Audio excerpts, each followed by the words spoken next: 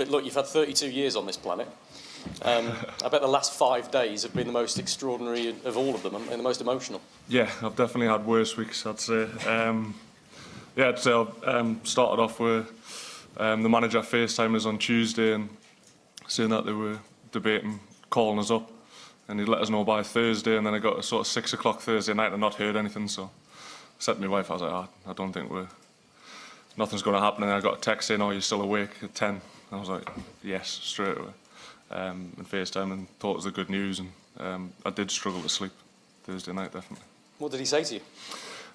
He just said, well, first of all, he said I was very unprofessional for not being in bed for 10 o'clock, so so I apologise for that. And then he said that he had been ringing everyone who hadn't made the squad, so again, I didn't think I was making it. And he just said he needed to sort of end the day on a good note, and that he wanted us to be in the squad, and just to sort of do what he felt my strengths were, which I'd explained when I spoke to him. I said exactly the same to Eddie Howe when signed for Newcastle. I thought I could offer just as much off the pitch as I do on. I feel like I'm a leader on and off the pitch. I feel as if I just sort of sit into that role. I know it's going to be tough coming into here, knowing all these international players, and I've never done that before, but that's how I feel like I can best help the team, and that's what I'd want to do. Eddie Howe made it clear to us that he'd given all of the Newcastle players pretty free rein on Sunday night. You're not professional footballers tonight, but you had a rather important date the next morning here. How did all of that play out? Yeah, it was strange. I said as soon as we'd left the stadium, my focus had completely switched to this. I had my family here and me kids, so we ended up getting on the bus back at about 12 o'clock back to the hotel, and it was getting a bit rowdy, and I was just ready to go to sleep. So. As I said, there will be time to celebrate. I know that the club's put stuff out about there being a parade on the Saturday when we get back, so I think that's when I'll celebrate. But at the moment, I knew that I'd waited a long time for this opportunity, and I didn't want to spoil it. Okay, Alex.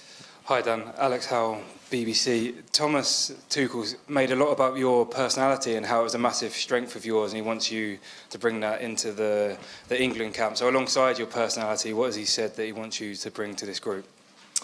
I think, listen, he spoke about us as a player as well. He said that I've been playing well for a long time.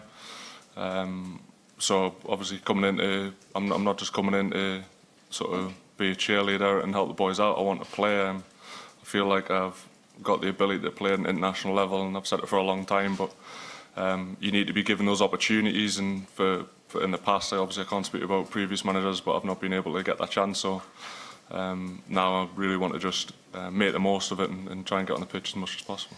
You had your first training session yesterday. What was that like? He said he was going to put the team through a crash course of how he wants England to play going forward, so how was it? Yeah, it was sharp. I was on recovery, so I didn't actually train, but I was sat upstairs thinking, wow, I'm going to have to be on top of my game. So it was good. I know Anthony Barry, we spent time together at Wigan, so I know that he's a top coach and what he expects from training. It all looked really sharp. So I was on recovery. I'll probably train the first time today, which is good, because I don't really feel as if you get a gauge of each other until you've seen people train. So I'm going to have to be on top of me again. Okay, Carrie Brown. Dan, your dad wrote a very emotional, open letter ahead of the final. How is he, and what advice has he given you? Yeah, he's good. So that letter was actually from the previous final, but I think obviously it just came up again. So I think we probably learned lessons from that going into the second final, because I feel like we had all those letters given to us on the day, and there was people crying around the table, definitely. So it probably didn't work in our favour as much. But no, listen, he's very proud, which you would expect him to be. I haven't had a chance to speak to him actually since I've been here. It was late last night, so I said I would call him this morning. I've still not managed to call him, so he'll not be very happy. But yeah, I think he just said, just go and do what you've done the whole time. Just prove people right or wrong. You've had some very big battles with some of the players you're now training with, who have been your toughest opponents, and any you've had to sort of had an apologetic chat with after some encounters. Yeah, there's a few. I remember I absolutely smashed Jared when he was at West Ham, and I straight away I went to apologise. I think it was a bit of red mist. But no, listen, all the players here are top level, best players in the country. So it's like exciting to go up against them in training also, and as I said, just try and contribute as much as I can. Alan Shearer said he told you should retire now. National club hero, England cap potentially coming. But is the ultimate to get on the train for this World Cup? Yeah, I think I'm just sort of trying to take it sort of camp by camp at the minute. I just want to come and make as much of a big impression as I can here, and then just try and make the next camp. But obviously, listen, every sort of little kid's dreams to play the World Cup and even just play for your country. So to know that I've got that opportunity if I take it, yeah, it's special. So just for the Newcastle fans, the message to Alan Shearer on you retiring now is? Yes, I said to him then, he said, I think you should retire. I was like, I've got England in national duty tomorrow. And he said, oh yeah, okay, we'll see after that. So, no, I still feel I've got a good few years left in this year. So, no retirement yet. Okay, Faye. Hi Dan, nice Hello. to see you. Congratulations on your call up. Did you ever think that this was going to happen? Was there a part of you that felt you'd been overlooked? Thomas Tuchel said that you'd said that yourself. And why do you think you've been called up now? Yeah, I think I have been overlooked, but I understood it. I think what Gareth did to bring England from where it was to where it's been, sort of regularly competing in finals, I think showed that his method was very, very good. He sort of, in my opinion, purely just he treated it more like a club, which is it worked really well for them. It wasn't sort of like it was maybe back in the day where whoever was playing consistently well at the time was called up. It was more about that togetherness, and it was brilliant. But it said that obviously worked against me a little bit. So when the new manager came in, yeah, it was sort of a clean slate. But I think once you've been passed up over so many international breaks, you sort of accept that the time's passed. But luckily, the new manager's taken that chance on us, and as I said, I just want to try and sort of grasp the opportunity as much as possible.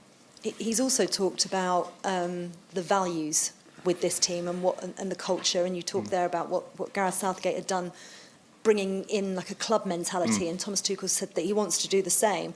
How has this brotherhood manifested over the first 24 hours that you've had together? Yeah, really good. I think the manager had a meeting last night speaking about that, just saying that I've only got probably about 24 actual training days up to the World Cup. So when you put it in perspective, it's not a lot at all. It's not going to be where you can really implement a sort of strong way that he wants to play, which could take time over time. It's more going to be how we are with each other and how we interact with each other and push each other, and not being afraid to sort of speak up if we feel that something's not right or something should change. And I think it is about that. I feel like especially when I was younger, I would struggle with that sort of stuff because you sort of didn't want to ruffle any feathers or do anything bad. But I think that's how you learn best about each other. If something's not right or you feel like we could push more or do that, I feel that's the sort of how we're going to have to be if we want to have that ultimate aim of sort of winning the World Cup. Just finally, has he spoken to you about your role, whether he expects you to be in more of a left centre-back role or playing as left-back? Yeah, nothing yet. I think the sort of training today, you talked through the schedule for the week, so I think we'll sort of learn a lot more about that today, about how he wants to play and sort of his philosophy. But yeah, as of now, I said I only did one recovery session. So. Thank you. Yeah, that's Henry. Hi Dan, congratulations on Sunday and today and Thank you. Pretty much every day. You would have been about 10 in the 2002 World Cup in Japan. Was that your first memory of a World Cup? And presumably, and because of the time difference, you were going into school and watching the England games in assembly. Yeah, I spoke about that. Probably David Beckham scoring the free kick was like the first bit I can remember thinking, wow, like, I love football. And then that World Cup, we were actually in Florida at the time as a family, so I remember getting up at sort of 3 in the morning to watch England v Argentina with my dad at like a local pub out there. So that was sort of special memories for me, and probably what set off a dream of wanting to replicate that. Thomas Tuchel, we've seen with his clubs, he's played with a back three and a back four. You're presumably at ease in either one. Yeah, I feel comfortable. I feel like over my career I've played in all of those positions, and Premier League especially with Graham Potter at Brighton. We used to play quite a hybrid role where I played full-back and left of a three and centre-back, and I've done the same at Newcastle. So, to be honest, I just want to contribute wherever I can. I couldn't really care less where I'm playing.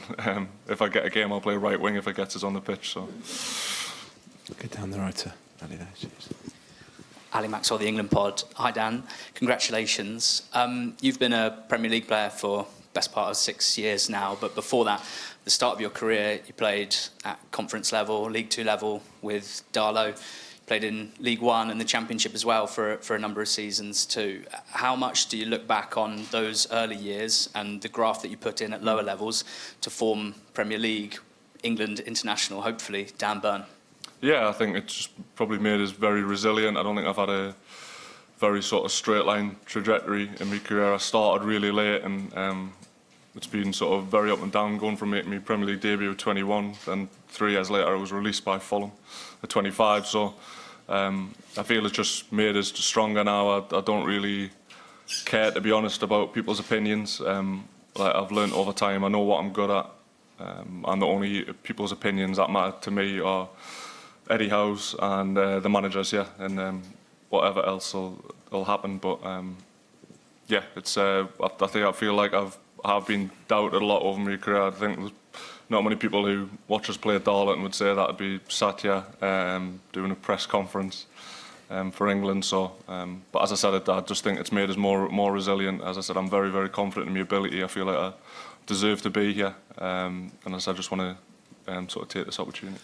It's obvious your affinity for Newcastle United, and what an unbelievable few days for yourself and for the city and the fans.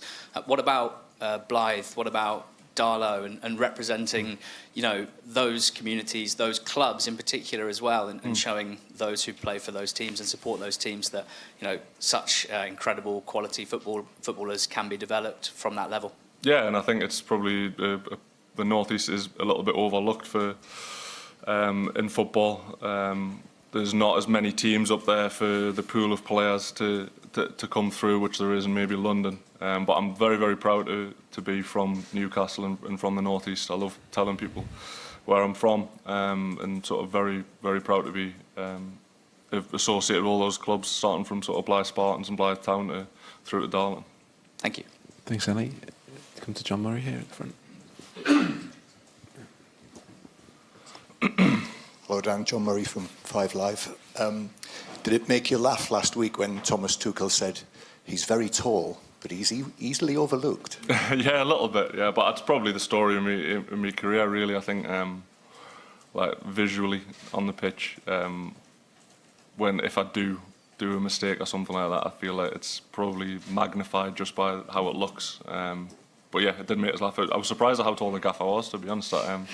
I obviously remember him from Chelsea, but never came up to him, and I saw him yesterday. I was like, oh, you're actually quite tall. You talked about the number of training days until the World Cup. So does the World Cup now become a target for you when perhaps start of last week it wasn't necessarily? Yeah, I would say Monday definitely wasn't on my radar. But now I think that's got to be the ultimate aim. I feel like there's going to be a lot of steps that I'm going to have to go through to get there. But I feel probably being in that very first camp is important. It sort of means that at the moment I am there, but as I said, I don't want to be there for no reason. I want to be there because I've proven to people that I should be there, and I said taking my chance. And you talked about being overlooked. Did you actually think that this had passed you by? Yeah, I think so. I think there was a little bit of chat around the World Cup in 2022 when I was playing sort of left back. Thought there might have been a chance then, but I felt it was hard. I'd never played any international football at all, which worked against us, but it's also, I can't gain that experience without having international football, so it was sort of a situation that wasn't ideal for us. So I did genuinely think that it was that it had probably passed us by at 32, but as I said, when the new manager came in, it was always that feeling of you never know. Similar to when I went to Newcastle, I'd never ever thought that I was going to be able to play for Newcastle, and it was one of those where you think, oh, the opportunity's passed us by, but luckily I've managed to get one.